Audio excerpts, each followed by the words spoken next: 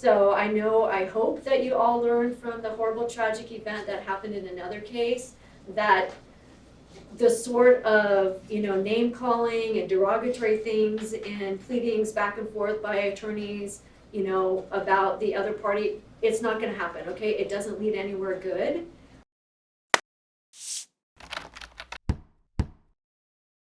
And I told her it wasn't necessary. This is D19. See the matter. Counsel, your appearance for the record. Good morning, Your Honor. Erick Ferran, 9554 for was present. Also present, my paralegal cameras. And sir, your name for the record. Good morning, Your Honor. Kerry Faughnan, 1204 on behalf of who is on Zoom. And I'm so sorry, what's your last name? Faughnan, How do you spell it? Faughnan. Okay, sorry. No Okay. worries. All right, thank you. I think this is only the second time I've been in front of Okay. you. So And I think your client's in he's in Florida, Texas. right? Texas. He's in Austin. Okay. Okay, so I did read what was filed here, and I just don't know that it really rose to the level to necessitate a hearing. I mean, my hope for is that the parties can figure out that it's best interests that matter, and you need to start putting her first for both of you. I'm not sure exactly what happened, if dad had, an alcoholic beverage or more than one alcoholic beverage. My hope would be that if you're seeing your child to get her at the airport, that you would not have had an alcoholic beverage, but I'm just thinking of how she felt when she was at that airport and she was thinking that she's gonna get to go with dad, and then all this whatever happened, and then think about this little girl, right? Because isn't that why we're here, to think about the little girl? So I mean, I can only imagine that it was stressful. I know she's a young kid, but it's still gonna be stressful for her, right? And I don't know, I don't think that it was handled appropriately, probably by either side. And my hope would have been that, through your years of litigating this case, that you would have by now figured out that really she's the person that matters, right? That matters, right? And that was just an unnecessary traumatic event for her that hopefully in her little brain she's not going to remember for too long, but she may remember it. So, we have an evidentiary hearing set for August 8th at 9 a.m. and you can talk about whatever you want to talk about. I'm not going to limit it just to the fact that dad wants to relocate on a permanent basis, which Eric has done, and have the child there. I'm not going to limit it to that. I know you filed a motion for reconsideration, you can bring that up as well, but what we're not gonna do is have 20 hearings between now and then. We're not gonna do that, okay? We're not doing that. So I hope that you all learned from the horrible tragic event that happened in another case, that the sort of, name calling and derogatory things and pleadings back and forth by attorneys, about the other party, it's not gonna happen, okay? It doesn't lead anywhere good. So what we need to do really is to understand that this is about, and it's about parenting the best way we can. And I let dad relocate because dad needs to work, because he needs to support his family, he needs to support, right? That's kind of what happens in everyone's life, right? You got to do what you got to do to support your child, and that's why he moved. So is he there with you now, sir, in Texas, or what's the situation with Sure, I can address that. he can answer the question. Is she with you or no? Yes. Okay, so you came, it sounds like you went home that day, you returned back to Texas, and then you came back here and got her at a later date?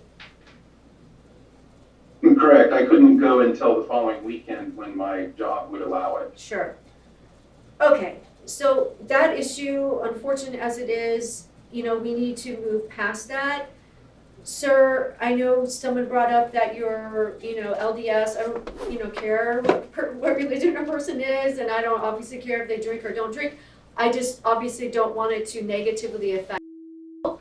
So the hope and the order will be, if you are en route to be picking up your child, let's not have any alcoholic beverages, right? Because we don't want to be in a situation where mom's concerned that you've been drinking, we don't know if you have been or not, but we just want her to be safe, right?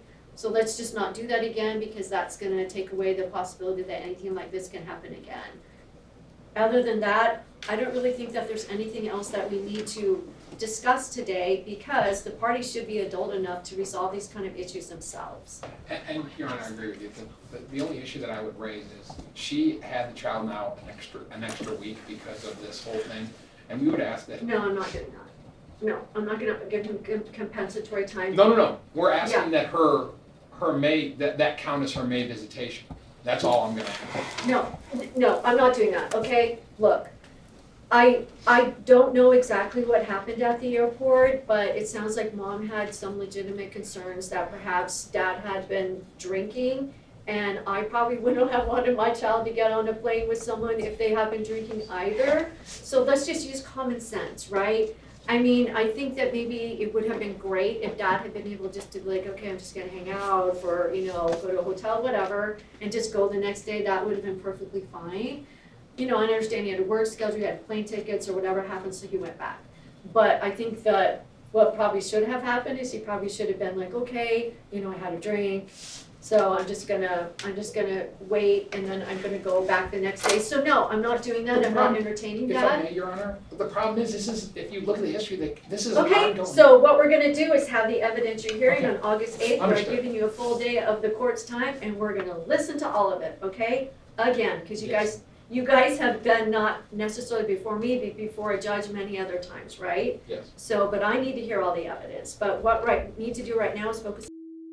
She's back with dad. Mom's visits are gonna proceed as we've already set forth in the prior order. That's gonna happen for the duration of the summer, and we're just gonna move forward, okay? Could Dad have FaceTime while the child's in Las Vegas? Because Certainly. Mom is Yes. denying that, saying that it's only hers.